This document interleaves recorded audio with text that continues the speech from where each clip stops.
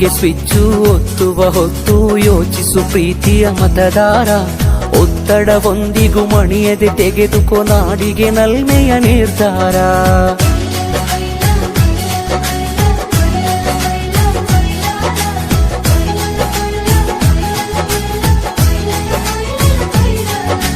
ಓಟಿಗೆ switch ಒತ್ತುವ ಹೊತ್ತು ಯೋಚಿಸು ಪ್ರೀತಿಯ ಮತದಾರ.